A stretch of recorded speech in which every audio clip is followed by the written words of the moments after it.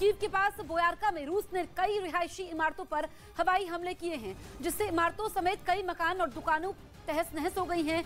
रूस के हवाई हमलों में कई लोगों के भी घायल होने की खबर है। ये तस्वीरें आप देखिए, कीव में भारी तबाही मची हुई है, इमारतों को नुकसान पहुंचा है। आप गोलियों के निशान देख सकते हैं। कीव यूक्रेन की राजधानी, अभी तक पुतिन की सेना कब्जा तो नहीं कर पाई है, लेकिन भारी नुकसान पहुंचा है। वहां से लोग पलायन कर चुके हैं और बताया यह गया है कि कीव से कुछ ही किलोमीटर की दूरी पर है रूसी सेना। तबाही का मंजर आप देख सकते हैं, बर्बादी के निशान हैं। रूस की सेना का बड़ा दावा है, यूक्रेनी हेलीकॉप्टर गिराने का दावा किया है। यूक्रेन के हेलीकॉप्टर को गिराने का दावा यहां पर किया गया है रूसी सेना की तरफ से। अब से कुछ देर पहले ये दावा किया गया है और दावे के साथ ही रूस की सेना ने वीडियो भी जारी किया है। आप तस्वीरें देखिए, ये यूक्रेन का हेलीकॉप्टर जो कि आग का गोला बन जाता है।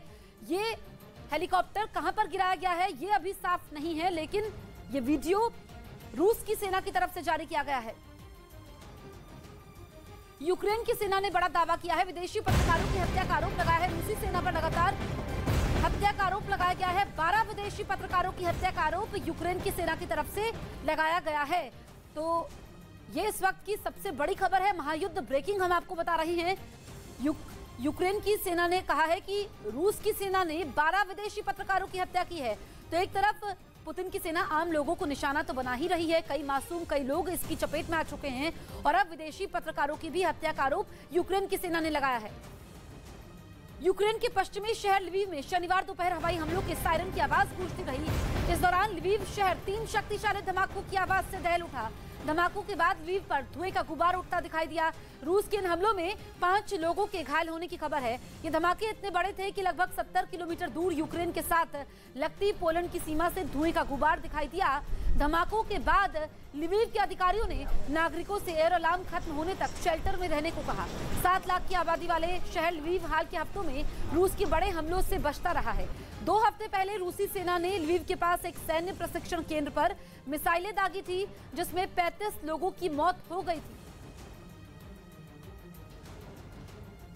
रूस और यूक्रेन के बीच महायुद्ध में 1 महीने से ज्यादा का वक्त बीत चुका है, लेकिन अब तक पुतिन की सेना का यूक्रेन पर पूरी तरह से कब्जा नहीं हो पाया है। यूक्रेन की सेना का जज्बा और युद्ध रणनीति की पूरी दुनिया में तारीफ हो रही है। आलम यह है कि रूस को अब परमाणु हमले की धमकी देनी पड़ रही है।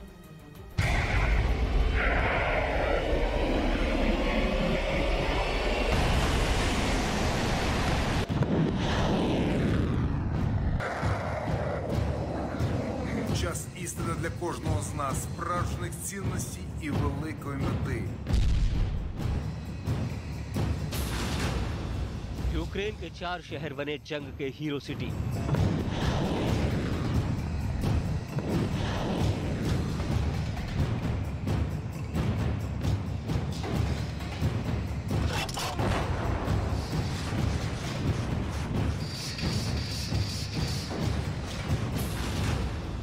राष्ट्रपति जेलेंस्की ने किया 4 शहरों का सम्मान।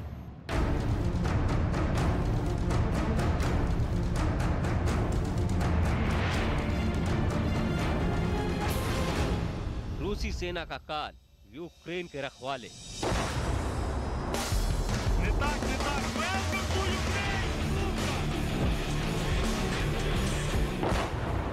जेलेंस्की के लड़ैया।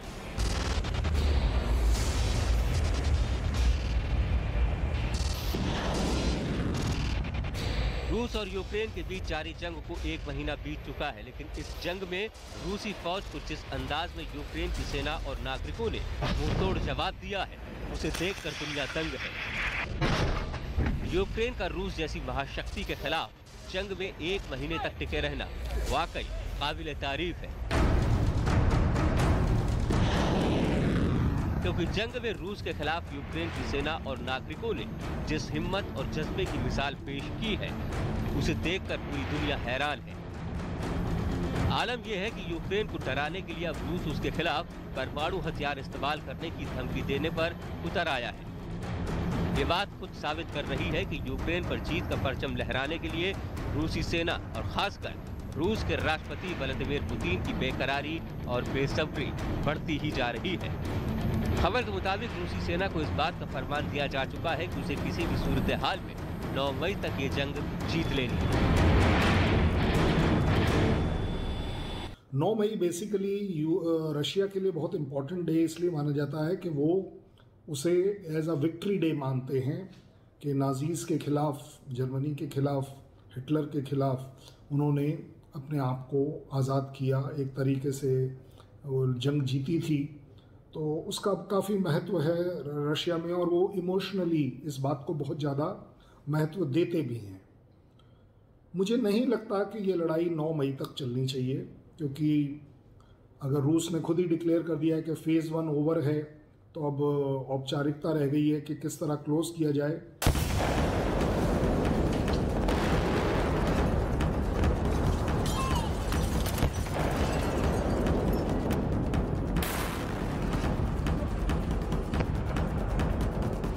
आइए अब आपको एक और तस्वीर दिखाते हैं। इसे देखकर आपको अंदाजा हो जाएगा कि यूक्रेन के शहरों पर किस तरह रूसी सेना कहर बरसा रही है।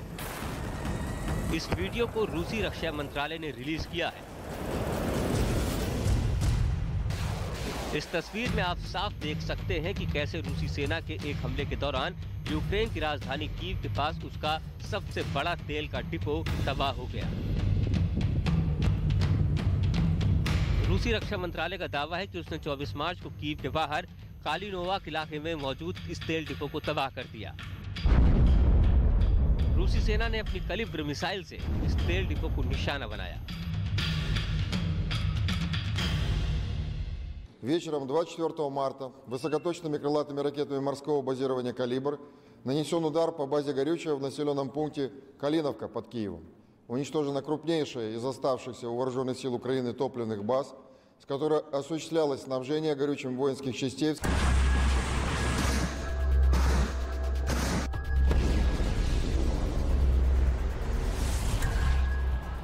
जैसे जैसे यूक्रेन पर रूस के हमले बढ़ते जा रहे हैं, वैसे वैसे अब लोग भी सड़कों पर उतरकर रूसी सेना का विरोध करने लगे हैं। लेकिन इस दौरान जब यूक्रेन के स्लावुतिच शहर में लोग रूस के विरोध पर सड़कों पर प्रदर्शन कर रहे थे, तभी आरोप है कि रूसी सेना ने आम नागरिकों पर फायरिंग कर दी, जिसमें कई लोग घायल हो गए। ये स्लावुतिच यूक्रेन के शहर की तस्वीरें आप देखिए। लोग विरोध कर रहे थे और रूसी सेना ने फायरिंग कर दी। यहाँ पर आम लोगों को डर दिखा रही है पुतिन की सेना। तस्वीरें आप देखिए। अब स्लावुतिच शहर में लोग सड़कों पर हैं, युद्ध का विरोध कर रहे हैं और हर तरफ से ऐसी ही आवाजें उठ रही हैं। यूक्रेन पर रूस के हमलों का 32वां दिन आ चुका है, लेकिन अभी तक रूस के हाथ कीव पर कब्जे से कोसों दूर है। इस बीच रूस ने यूक्रेनी सेना के कमांड पोस्ट पर हेलीकॉप्टर से मिसाइल गिराकर उसे तबाह कर दिया, जिसका वीडियो रूस के रक्षा मंत्रालय ने जारी किया। इस वीडियो में साफ दिखा कि कैसे रूसी हेलीकॉप्टर ने मिसाइल गिराकर यूक्रेन की सेना की कमांड पोस्ट के परखच्चे उड़ा दिए।